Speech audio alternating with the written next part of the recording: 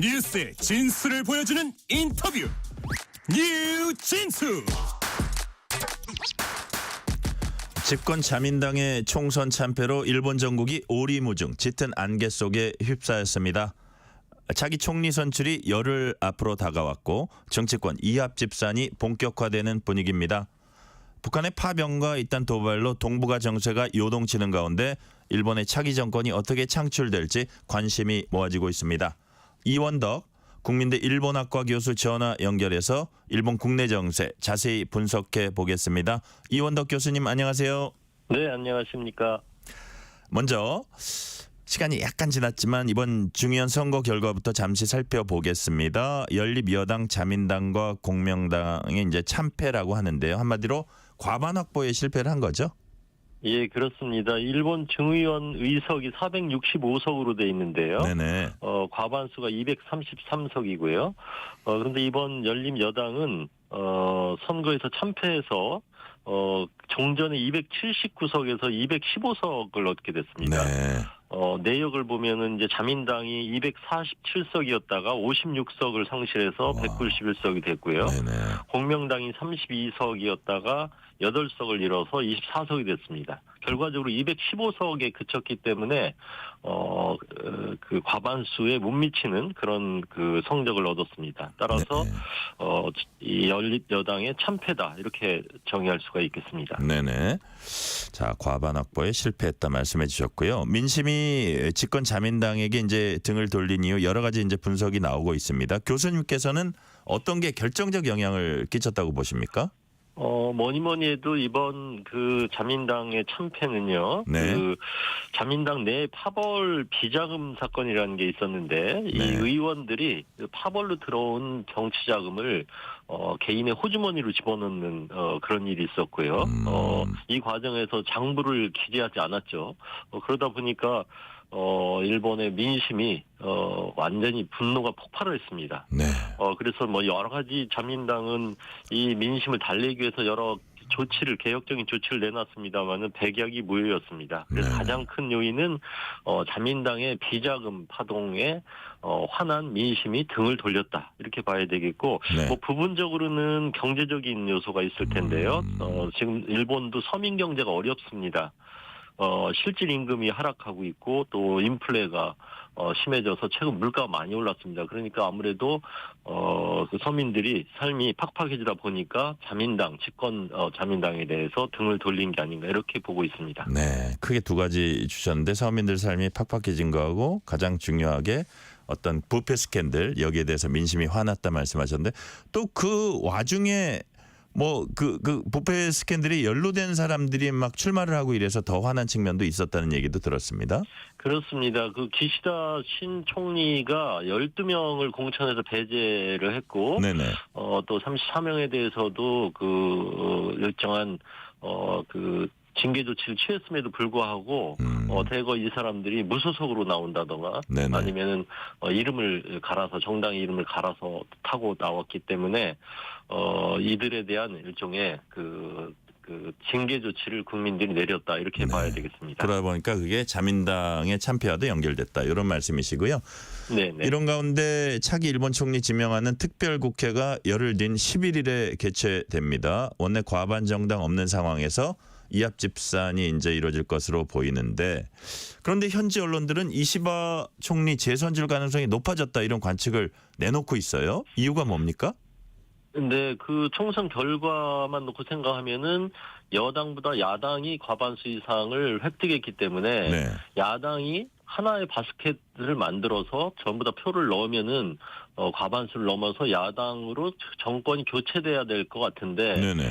지금 상황은 그렇지가 않습니다. 일본 야당들이 지금 분열되어 있고 네. 굉장히 이념과 정책 간의 갈등을 겪고 있습니다. 그래서 결국은 여야가 어느 한 후보에게 과반수 이상의 표를 던질 가능성은 없어진 것 같습니다. 네. 지금 제도적으로 보면 1차 투표에서 과반수를 넘어야 총리가 되는 거고요. 만약에 여기서 과반수 넘는 후보가 안 나올 경우에는 결선 투표를 합니다. 1차 투표에 상위 1, 2위를 놓고 네. 투표를 해서 단순 다수를 얻은 그런 후보가 총리가 되게 되는데 자민당은 여전히 참패에도 불구하고 지금 국회 내에서는 제1당입니다. 네. 적어도 자민당 총재인 이시바 총리가 연임되지 않겠냐 이렇게 보고 있고요. 야당이 만약에 단합을 해서 한 후보, 지금 제1야당 후보에게 표를 넣어주면은 네. 결과는 바뀔 텐데 그 가능성 지금 낮아요. 야당들이 또 그럴 가능성은 별로 없어 보입니다. 아, 그래요. 자, 그러면 여기서 잠시 일본 총리 산출 방식 짚어보고 가겠습니다. 이시바 시게루 총리의 경우에 지난번에 자민당 내부 경선 통해서 총리로 이제 선출이 됐어요. 그런데 이번엔 중의원이 본회의 열고 여야 의원들이 투표를 합니다. 왜 어떤 점이 다른 겁니까? 이시바 총리가 그 자민당 총재에 당선될 때의 국회와 네. 지금의 국회가 달라진 거죠. 네네. 다시 말해서 10월 27일 중의원 선거가 있었고요. 중의원 선거 이전에는 자민당이 압도적인 다수를 가지고 있었기 때문에 자민당의 대표가 곧 총리가 되는 구조였습니다. 네. 그런데 이번에 중의원 선거에서 자민당과 공명당이 참패를 함으로써 말미암아서 이제 의회에서의 과반수를 확보하지 못한 상황이 된 것이죠. 그럼 이 의회에 와서 이거 이제 치러야 되는 거예요. 이번에는. 그렇죠. 이제 이번 선거 결과 새로운 국회가 열리게 되고 그 네. 국회의 의석수대로 의석수를 반영한 새 총리를 뽑는 과정이 네네. 진행되는 거죠. 자, 그러니까 이 새 네. 중의원을 소집해서 이 총리를 뽑게 되면은 이시바 총리가 100% 된다는 보장은 없습니다. 그럼 과거에 그래요? 이 네. 선거 전 같으면은 자민당 의원이 적어도 전부 다 이시바 총재를 밀 테니까 네. 자연스럽게 그 총리가 되는 구도였지만 지금은 그래서 알 수 없는 상황이 됐다는 말씀이죠. 자, 장담할 수는 없다는 말씀 해주셨고요. 우여곡절 끝에 이시바 총리 만약에 다시 선출된다 해도 어쨌든 그 체제가 원내 과반을 확보하지 못한 이제 집권 형태인데 그렇다면 좀 안정적으로 이 전국을 이끄는데 좀 한계가 있는 거 아닌가요? 그렇습니다. 시나리오로 생각해 보면은 지금 여당의 의석수가 과반이 안 됐기 때문에 야당 한 축을 끌어들여서 네. 연립 여당을 확대하는 방법이 있을 테고 또 야당 제1당을 축으로 해서 정권 교체를 시도하는 게 가능할 텐데 이 두 개가 현실적으로 좀 어려움에 봉착했습니다. 네. 따라서 남은 한 가지 시나리오는 이시바 정부 하에서 야당의 그 협조를 얻어서 중요 정책이나 법안을 예. 통과시켜가지고 하는 것이죠. 말하자면 야당과의 협치를 통해서 해나가는 방식이고 이걸 우리가 좀 부분 연합이다 이렇게 표현합니다. 유럽의 연정이나 이런 거하고는 다른데, 그죠? 예. 예. 기본적으로 연정은 이제 야당의 한 정당을 끌어들여서 예. 하나의 고정적인 여당 의석을 확보하는 방법인데 네. 지금 야당도 자민당하고 손잡으려고 하고 있지 않습니다. 그러니까 지금 교수님이 말씀하신 건 정책 연합 같은 거예요? 그렇습니다. 네. 예. 그렇군요. 그러니까 자민당 인기가 워낙 없다 보니까 어느 예. 야당도 자민당하고 손을 잡아서 다음 선거에서 이길 가능성이 없다 이렇게 보는 겁니다. 특히 이제 참여연 선거가 내년 여름으로 다가와 있거든요. 예. 그러니까 말하자면 부패로 더럽혀진 손하고는 손을 못 잡겠다 이렇게 나오고 있는 것이고 다만 특정 정책이나 법안에 대해서 협력을 필요에 따라서 해줄 수 있는 그런 정당은 존재합니다. 그래서 아마 그런 방법을 통해서 부분 연합을 통해서 당분간 전국을 운영해 나가지 않을까 이렇게 봅니다. 네. 부분 연합, 느슨한 형태의 어떤 정책 연합 말씀해 주셨고요. 근데 그럼에도 불구하고요, 교수님, 이시바 총리가 선출된 것 자체가 일본 정치권 안팎에 이제 변화된 기류를 반영하고 있다는 분석도 나옵니다. 물론 총선 참패라는 게 이제 최근에 있긴 했지만 어쨌든 이시바 체제의 자민당은 예전과 다른 모습 이제 강조하면서 뭐 좀 다른 모습을 보이려고 했고요. 또 조기 총선 통해서 민심을 확인하려 했던 거 이것도 조금 평가해 줄 수 있는 부분인가요? 그렇습니다. 이시다 총리라는 분은 원래 개인적으로는 자민당에 물론 그 경륜을 갖춘 다선 의원이긴 하지만 자민당 내에서 비주류 역할을 했던 사람이고요. 네네. 따라서 이 이시바를 지지한 세력이 별로 없는 상황 속에서 총리를 맡게 된 겁니다. 자민당 내에서는 말하자면 지금 정치자금 스캔들 때문에 자민당의 인기가 떨어졌기 때문에 그동안 주류가 아니었던 이시바 총리를 내세움으로써 일종의 의사 정권 교체와 같은 효과를 거두려고 했던 것이죠. 그렇게 해서 이제 이시바 총리가 자민당 총재가 되고 신총리가 됐습니다마는 총리 입장에서 보면은 이제 지지 세력도 미미한 상황이고 또 어떻게 보면 자기의 리더십을 확립하기에는 아직도 미흡한 상황이기 때문에 그래서 조기 총선을 통해서 민심 신뢰를 얻은 다음에 강력한 말하자면은 정권의 구심력을 좀 얻어야 되겠다 이렇게 해서 선거를 조기에 치렀습니다만은 선거 결과가 오히려 참패하는 결과로 나타나기 때문에 지금 이시바 총리로서도 상당히 당혹스러운 상황이다 이렇게 봐야 되겠고요. 이렇게 참패하게 된 거는 그 충분히 비자금 스캔들에 대해서 정리를 못한 것도 있지만 이시바 총리가 총리 되기 이전에 약속했던 사항들, 예컨대 총재 선거의 공약 같은 것들을 총리에 그 취임하고 나서 제대로 지키지를 못했습니다. 뭐가 있었어요?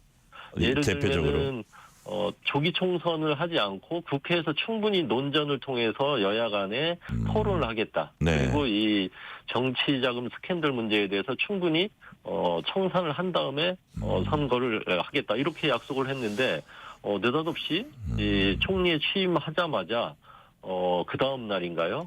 바로 조기 총선 하겠다고 했습니다. 이건 이제 자민당에서는 아마 더 시간을 끌었다가 나중에 선거를 치르게 되면은 또 패배하지 않을까 이런 우려가 있어서 이제 이시바에게 조기 총선을 요구했습니다. 집행부들이. 그거에 대해서 어느 정도 이제 이시바 총리가 그 의견을 따른 거죠. 그러다 보니까 국민들이 역시 총리가 되더니 이시바도 별 볼 일 없구나. 이시바의 그러니까 자민당의 구주류파들하고 다른 게 없구나라고 하는 약간의 실망감이 있었다고 봅니다. 예, 교수님 아까 저희가 이제 비자금 스캔들 연루 의원들 얘기했는데 차기 총리 투표 앞두고 비자금 스캔들 연루 의원 4명이 자민당에 복당한 걸 두고 이제 여론이 엄청 싸늘하다고 해요. 이게 이제 이시바 총리 재지명을 위해서 뭐 어쩔 수 없는 측면도 있다고는 하는데 이게 독배가 될 수도 있다 이런 관측도 나오고요. 어떻게 전망하십니까? 이게 참 어려운 상황인데요. 이시바 총리로서는 국회에서의 총리 지명 선거도 있고 또 앞으로 정국을 안정적으로 운영해 나가려면은 지금 여당의 의석수가 부족하기 때문에 이번에 당선된 소위 비자금 의원들 무소속으로 나가서 승리했지만 이 사람들을 끌어들여야 되는데 끌어들여서 머릿수 늘려야 되겠는데 국민 여론은 아주 싸늘하고 이렇게 돼 있기 때문에 이러지도 저러지도 못하는 상황에서 엉거주춤한 상황에서 영입하는 쪽으로 지금 결정을 하는 것 같습니다. 이렇게 또 이 비자금 의원들 영입함으로써 자민당의 이 비자금 문제에 대한 태도가 여전히 변한 게 없다. 미적지근하다라고 하는 평가가 되게 되면 다음 또 참의원 선거에서 역풍이 불 가능성이 높은 상황이죠. 그래서 지금 이시바 총리로서는 지금 말씀하신 대로 독배를 드는 그런 심정으로 의원들을 영입하고 있는 것 같습니다. 그러니까요. 우호 세력을 또 안 모을 수도 없고 되게 딜레마라는 말씀이시고요. 여기 이제 당내 주도권 경쟁도 여전하다. 이런 분석도 있어요. 실제 자민당 유력 정치인 아소다로 전 총리의 경우에 지난 총선 경선에서 탈락한 다카이치 경제상에게 이시바 총리 수명 1년도 안 될 수 있으니까 다음 준비하라. 이런 조언을 했다는 얘기도 있습니다. 근데 이런 일종의 뭐 분열이라 그럴까요? 불협화음이 가뜩이나 취약한 지지 기반을 더 위험하게 만들진 않을까요? 그렇습니다. 일단 그 이시바 총리의 얼굴로 치른 선거에서 참패를 했기 때문에 책임론을 면할 수는 없는 것이죠. 그래서 지금 자민당 내가 부글부글 끓고 있는 겁니다. 그런데 당장 이시바 총리를 끌어내린다고 해서 마땅한 대안이 있는 것도 아니기 때문에 꾹 참고 있는 상황인데요. 아마 그 제 생각으로는 내년 예산안을 지금 편성하고 있는데 이 예산 편성이 끝나는 시점 그리고 내년 봄 부터 이제 참의원 선거에 돌입하게 되는데 선거 국면으로 돌입하게 되는데 이때쯤 되면은 어쩌면 이시바 총리 끌어내리기가 본격화될 가능성이 있고 네. 그렇게 되면은 또 한번 자민당에서 조기 총재 선거를 그러니까 참의원 선거 전에 총재를 다시 뽑아야 되는 사태가 벌어질 가능성도 있습니다. 아, 그래요. 야, 이래저래 이제 여러 가지 그 분열 요소들이 있다는 말씀해 주셨고요. 그렇다고 이제 자민당이 아닌 야권 연대가 딱히 지금 대안인 건 아니잖아요. 사실은 상식적으로 생각하면 야당이 대승을 했기 때문에 야당이 어떤 식으로든 연대를 해서 정권 교체를 하는 게 어떻게 보면 자연스러운 것 같은데 지금 야당의 현실은 그렇지가 못하고요. 지난 중의원 선거 치를 때에도 야당은 단일화 후보를 내는데 실패했습니다. 그래서 뭐 40여 석 정도를 단일 후보를 내고 나머지는 다 분열 선거를 치렀거든요. 그러니까 네. 분열 선거를 치른 와중에서도 일본도 소선거제이기 때문에 상당히 야당이 불리한 상황임에도 불구하고 대승을 거뒀다고 하는 것은 그만큼 이제 민심이 자민당으로부터 이반됐다 이런 상황인데요. 네네. 어쨌든 지금 대승했음에도 불구하고 이 분열된 야당의 상황은 야당이 하나로 되는 길을 지금 봉쇄하고 있습니다. 각 야당이 지금 이념과 정책이 다르기 때문에 정권을 인수할 만한 준비가 되지 못했기 때문에 그러니까 야권 연대를 통해서 정권 교체하는 것은 현실적으로는 불가능한 게 아닌가 지금 관측해 보기에는 그렇게 보입니다. 네. 일본의 차기 정권 창출 과정에서 이제 보여주는 난맥상이 외교에도 이제 영향을 끼친다는 분석이 나오고 있습니다. 일본 외무성 관계자가 정권 기반이 안정되지 않으면 외교도 어렵다고 털어놨다고 이제 아사히 신문이 보도도 했는데요. 교수님 보시기에 일본 대외 정책 추진이 지금 다소 차질을 빚고 있다 이렇게 봐야 됩니까? 뭐 일반적으로는 국내 정치의 지지 기반이 약할 경우 소위 외교가 아무래도 제약을 받는 거죠. 그런 네. 면에서 보면 뭐 일반론은 맞습니다. 특히 이 연말로 가면서 다자회담이 많죠. 네네. 에이펙도 있고 G20도 있고 또 여러 가지 형태의 네네. 다자 모임이 총리 수뇌부들의 모임이 있는데 이제 네네. 과연 이렇게 국내 정국이 불안한 속에서 일본의 총리가 가서 외교를 제대로 할 수 있겠느냐 하는 게 이제 외무성의 걱정이라고 봅니다. 네. 아무래도 국내 정치 일정 신경 쓰다 보면은 외교를 제대로 할 수 없는 그런 이유 때문에 그런 얘기가 나온다고 봅니다. 네네. 그런데 또 일본 언론들은 반면에 또 이시바 총리 재선출이 이제 그 가능성이 높아진다고 이제 관측이 되면서 미국과 중국을 상대로 일본의 정상 외교 일정 조율이 시작됐다. 이런 보도도 또 내놓고 있어요. 일본 언론들이 이런 뭐 상반된다고 해야 되나요? 이런 양쪽의 보도를 다 내고 있는데 실제로 양쪽이 다 틀린 얘기는 아닌 것 같아요. 예, 그렇습니다. 한편 우려를 하면서도 뭐 일정을 치러야 되는 게 또 네. 상황이기 때문에 11월 11일 날 이제 일본 총리가 지명되게 되면은 바로 아마 미국하고의 정상회담을 위해서 방미를 하지 않을까 싶습니다. 11월 네네. 5일 미국 대선 결과가 나오지 않습니까? 예. 그리고 중국하고도 지금 정상회담을 위한 조율이 이루어지고 있는 상황이기 때문에 완전히 이거를 포기할 수는 없는 상황이라고 봅니다. 그리고 아까 좀 전에 말씀드렸다시피 이제 11월, 12월로 가면서 다자회담이 여기저기서 열리게 되기 때문에 좋든 싫든 일본의 총리가 대외적으로 대표로서 지금 외교 활동을 멈출 수는 없는 것이죠. 그래서 네네. 당분간 아마 그런 활동에 주력은 할 거라고 봅니다. 네. 자, 이렇게 국내 정치 상황은 복잡하지만 이시바 총리는 어제 북한이 발사한 ICBM에 대해선 국제사회에 대한 폭거다. 라면서 강력한 후속 대응책 예고를 했습니다.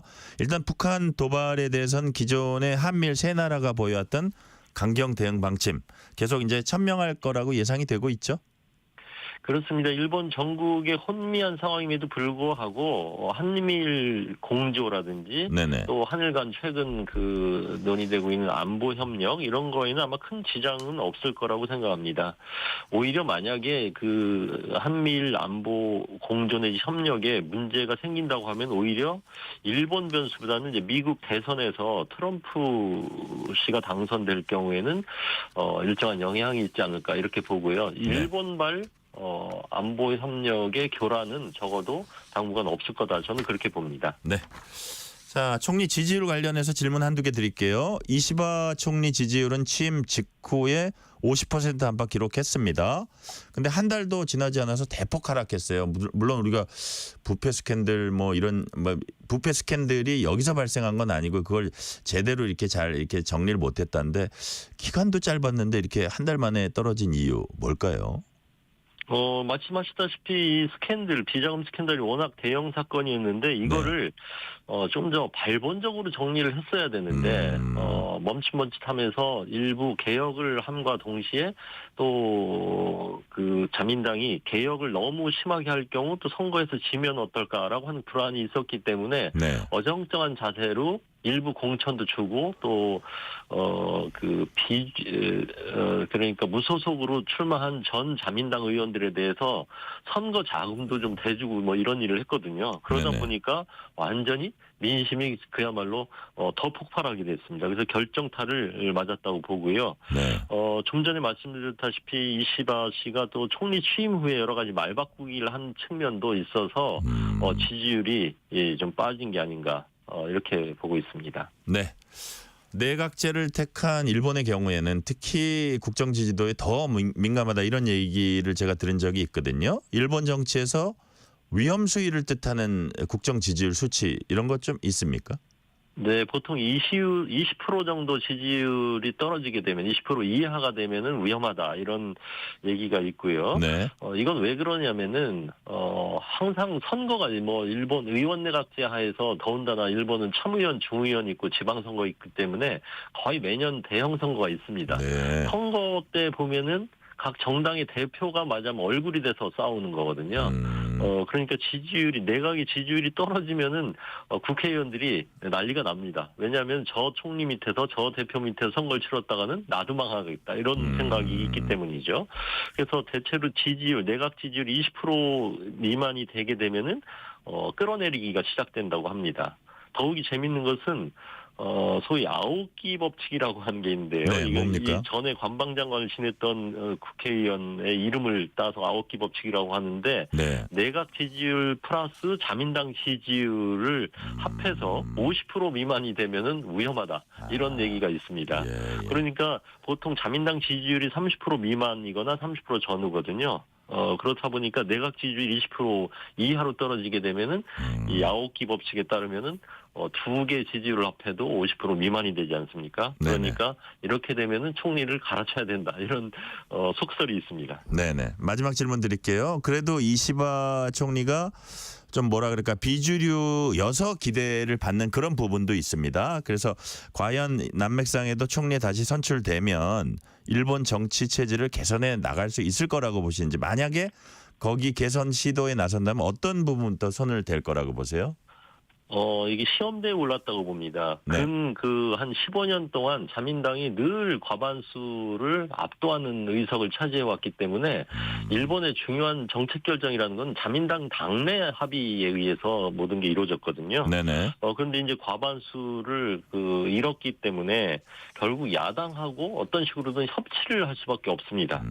그래서 야당하고 과연 대화와 타협을 통해서 중요 정책 결정을 해나갈 수 있을까 하는 게 일종의 시험대에 오른 것이고요. 네네. 그래서 우리가 정당 체제에서 보면은 일본은 이제 자민당 우월정당 체제였습니다. 일당 지배 체제였던 것이죠. 네.